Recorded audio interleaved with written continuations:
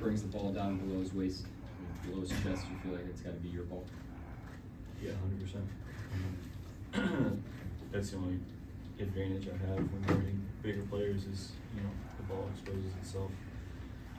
We talked about it as a team, being undersized at times this year, just being aggressive in those situations. And, sometimes we're going to foul, but a lot of times we're going to get deflections, we're going to get steals, and we're going to get a run. So just taking advantage of the opportunity when it presents itself. Joel? Alex, you've seen a lot of basketball. How unique an experience is a tournament on the comeback? Yeah, it didn't happen a lot. I've been part of a couple comebacks in my career, even before the NBA, that has been crazy. But playoff game down 30, that's not a great feeling, especially on the road. But one positive that I was trying to spin it for the guys was we got a lot of time left.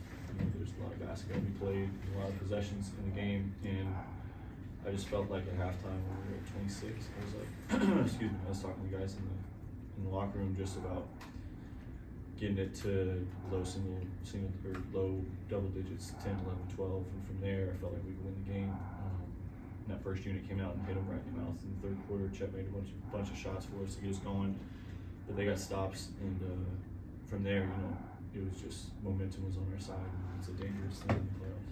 And obviously, you impacted winning for quite a few teams now, but is this the most fun you've had?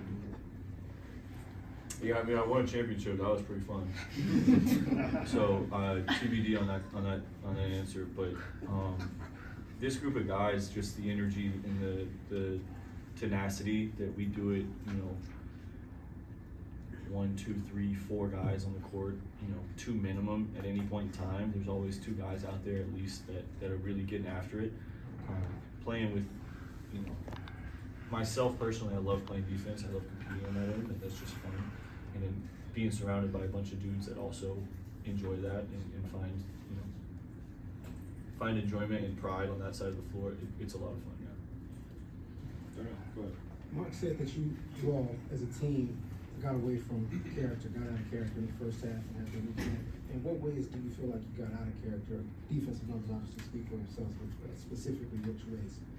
Yeah, we just didn't react well to their role players making a bunch of shots early. I don't know if they hit the rim on their first 5 shots between Pippen, Conchar, Aldama. They all were just green and just cashing. So we had played a couple games against LA late in the year where they did the same thing early in the game. One game we responded well, and one game we didn't. First game we did, and second one we did.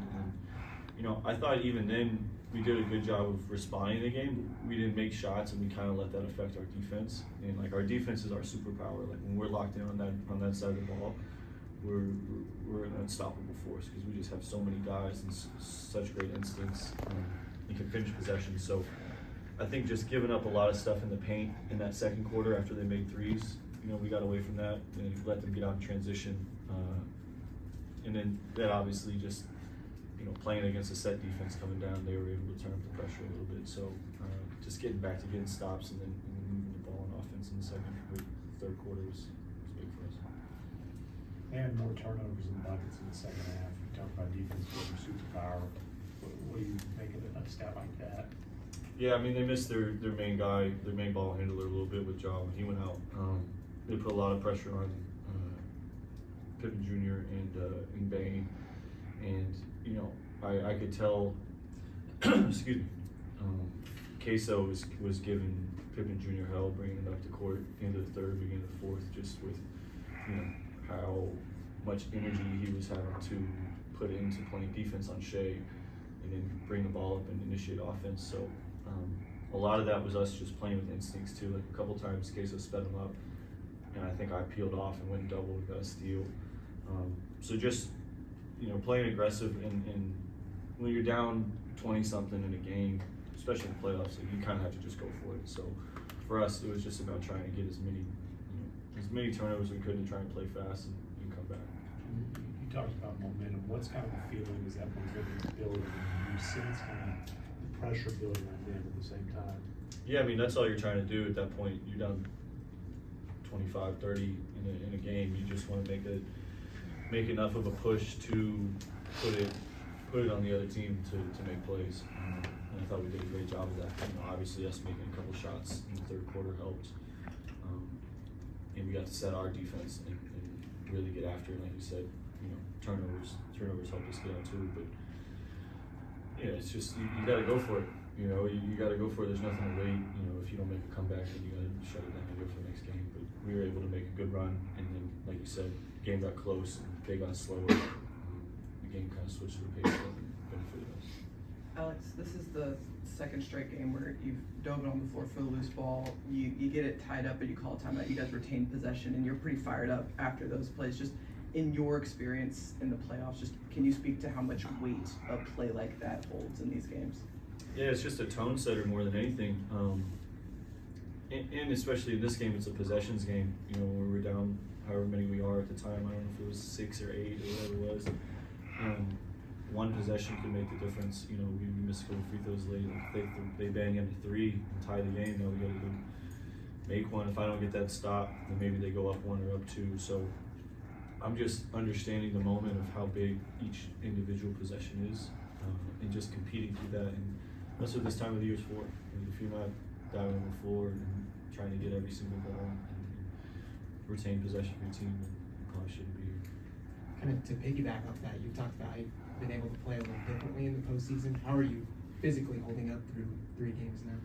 Yeah, I mean, I feel good. Obviously, you're going to get banged up, and it's all about just recovering within the 48, 36 in this case that we're going to go against Saturday. But I feel good. You know, I think we've done a great job through the year. You know, shout out to our training staff and medical staff and sports performance guys. They've done a great job working with me, getting to know me, and helping me get to a point to where I can go out and have games like I've had these first 3 and make an impact.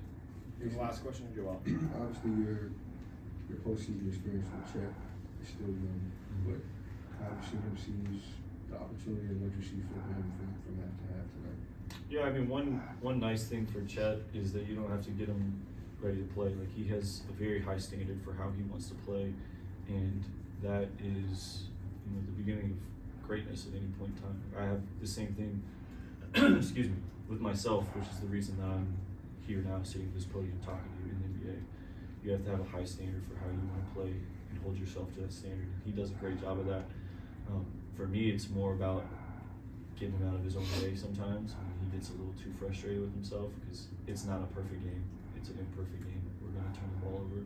You're going to miss a shot. You'll miss an assignment. But getting to that next play and being competitive to get the next one is the biggest thing. And for him, I think he did a great job of that tonight. You know, I don't think he had a great first half by his standards or by our standards. And he came out, started making shots, finished possessions on the glass for us, made a couple contests at the rim, and played the way that he's capable of playing. So the mental toughness and the competitive resilience is fun to watch from him. Did you see him, like you said, frustrated in the first half? Could you sense that? Could you see that? And what are you sort of telling him in those moments? No, not too much individually. But I mean, this is the same guy we're talking about when he misses a couple shots in warm-ups in a row. We'll just like, I shoot the same time as him. So like, his warm-up for me, I'm just, all right, let's get a good feel and get to the game. And Chet's like out there with a full sweat. And he missed a couple in a row and he's pissed. I always get a chuckle out of it because it's like, dude, you're going to be fine. Like, we're going to play the game. You're going to make a bunch of shots. But that's just who he is. Thanks. Thanks. That's a wrap for the Thunder.